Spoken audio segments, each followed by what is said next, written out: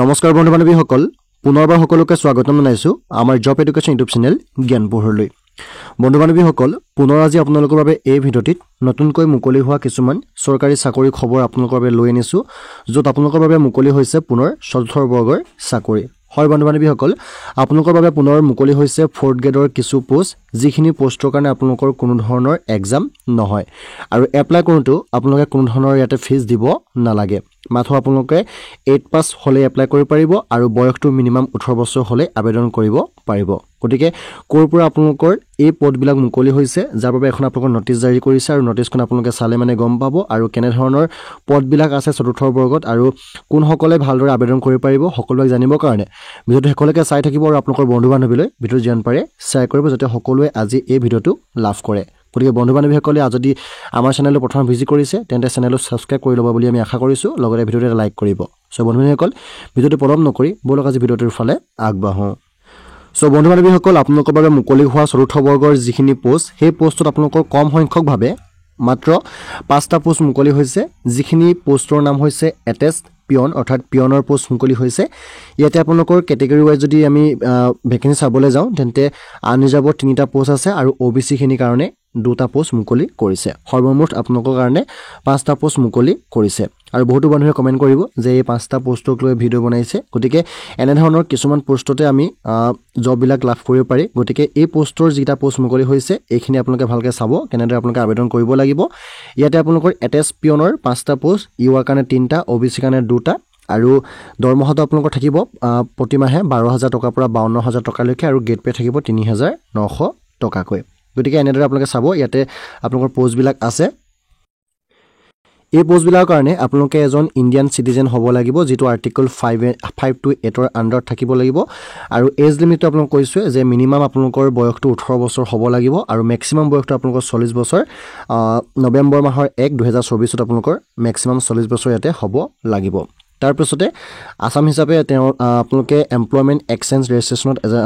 validate registration number থাকিব লাগিব আপোনালোকে এপ্লাই কৰিব পাৰিব আৰু কোৱালিফিকেশনটো আপোনালোকৰ মিনিমাম 8 পাস বিচাৰিছে দেখা পাইছে কোৱালিফিকেশন আছে মিনিমাম 8 পাস আৰু মেক্সিমাম আপোনালোকৰ আছে 12 পাস অৰ্থাৎ 12 পাস যি সকলে কৰিছে তেওঁলোকে কিন্তু এই পোষ্টখিনিৰ কাৰণে আবেদন কৰিব নোৱাৰিব অৰ্থাৎ 8 9 10 যিখিনি আছে 11 লৈকে তেওঁলোকে এই পোষ্টখিনিৰ কাৰণে আবেদন কৰিব পাৰিব আৰু আপোনালোকৰ যেটো ইয়াৰ সিলেকশন প্ৰসেস হ'ব সেই সিলেকশন প্ৰসেসটো আপোনালোকৰ এটা ভাইভাৰ যোগেদি অনুষ্ঠিত হ'ব এটা কোনো ধৰণৰ বেলেগ আপোনালোকে এক্সাম দিব নালাগে মাত্ৰ এটা আপোনালোকে ভাইভা দিলে হ'ব আৰু এই পোষ্টখিনি আপোনালোকৰ বাবে মুকলি হৈছে chief judicial magistrate Nagaon ফালৰপুৰা total আপোনালোকৰ 5টাকৈ এটেষ্ট পিয়ন ভেকেন্সি মুকলি হৈছে চিফ জুডিশিয়েল মেজিষ্ট্ৰেট নগাঁও ফালৰপুৰা গতিকে যি সকল ইন্টাৰেষ্ট হয় তেওঁলোকে ভিডিঅটো চাইছে আৰু তেওঁলোকে এই পোষ্টখিনিৰ কাৰণে আবেদন কৰিব পাৰিব আৰু এপ্লাই কৰিবৰ কাৰণে আপোনালোকে কোনো ওয়েবসাইট যাব নালাগে আপোনালোকে এখন ফৰ্ম ফিলআপ কৰিব লাগিব আৰু সেই ফৰ্মখনৰ লিংক আমি ডেসক্ৰিপচনত দি দিছো আৰু ফৰ্মখন আপোনালোকে পাব এনেকে application for the post of ইয়াতে আপোনালোকৰ এটেষ্ট পিয়নটো পোৱাব লাগিব ফৰ্মখন পাব তাতে আপোনালোকে এটা এনভেলপ ল'ব লাগিব এনভেলপত আপোনালোকে ফৰ্মখন ফিলআপ কৰি 17/12/2024 লাষ্ট ডেট আপোনালোকৰ আছে 17/12/2024 তাৰিখৰ আগত আপোনালোকে এটা ড্ৰপ বক্স কৰিব লাগিব ড্ৰপ বক্স হৈছে of application for the post of ইয়াতে এটেষ্ট পিয়ন ভাব লাগিব আৰু আপোনালোকে সিজিএম অৰ্থাৎ চিফ জুডিশিয়েল মেজিষ্ট্ৰেট অফিচ নগাঁওলৈ আপোনালোকে সেন্ড কৰিব লাগিব আপোনালোকে ডাকঘৰ যোগেদি গতিকে আপোনালোকে পোষ্টৰ যোগেদি আপোনালোকে এই পোষ্টখিনিৰ কাৰণে এপ্লাই কৰিব লাগিব যাৰ কাৰণে আপোনালোকৰ এখন এপ্লিকেশন ফৰ্ম লাগিব আৰু লগতে আপোনালোকৰ যিখিনি কোৱালিফিকেশন আছে কোৱালিফিকেশন দি পিনে আপোনালোকে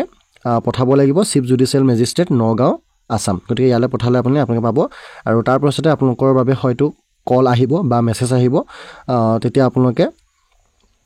তাৰ কাৰণে ভাইভা যাব লাগিব লগতে আপোনালোকে নিজৰ পাসপোৰ্ট সাইজ ফটো ইয়াতে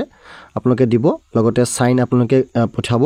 এইখিনি বস্তু আপোনালোকে পঠাব যিখিনি দৰকাৰ হয় আপোনালোকে সম্পূৰ্ণভাৱে ফৰ্মখন ফিলআপ কৰি আপোনালোকে সেই যেটো এড্ৰেছ আছে এড্ৰেছটোত পঠাই দিব গতিকে যিসকল বন্ধু বান্ধৱীয়ে এই পোষ্টখিনিৰ কাৰণে ইন্টাৰেষ্ট হয় আৰু যেহেতু কম সংখ্যক পোষ্ট থাকিলেও বহুতে ইয়াতে জব লাভ কৰে গতিকে এনে ধৰণৰ পোষ্টবিলাকৰ কাৰণে আপোনালোকে যদি আবেদন কৰি লয় তেন্তে হয়তো আপোনালোকৰ ইয়াতে চান্সটো থাকে গতিকে বন্ধু বান্ধৱীসকলে যদি ইন্টাৰেষ্ট হয় তেওঁলোকে পোষ্টখিনিৰ কাৰণে আবেদন কৰিব আৰু আপোনালোকৰ বাবে আমি আজি এই ভিডিঅ'টিত সৰু সুৰাকৈ এটা ইনফৰমেশন দিবলৈ ট্ৰাই কৰিলো গতিকে ভিডিঅ চাই ভাল পাইছে লাইক কৰিব লগতে আপোনালোকৰ বন্ধু বান্ধৱীলৈ ভিডিঅ যেন পাৰে শ্বেয়াৰ কৰিব যাতে তেওঁলোকে এই পোষ্টখিনিৰ কাৰণে আবেদন কৰিব পাৰে গতিকে বন্ধু বান্ধৱীসকল এনে ধৰণে সৰু সুৰা যিখিনি পোষ্ট আহি থাকে বা অসম চৰকাৰৰ যিখিনি পোষ্ট মুকলি হ'ব সেই পদবিলাকৰ খা খবৰ পাই থাকিবৰ কাৰণে আপোনালোকে আমাৰ চেনেলটো ছাবস্ক্ৰাইব কৰি ল'ব বুলি আশা কৰিছোঁ লগতে ভিডিঅ'টো আজি এটা লাইক কৰিব গতিকে বন্ধু বান্ধৱীসকল আজিৰ ভিডিঅ'টো ইমানেই ধন্যবাদ জয় অসম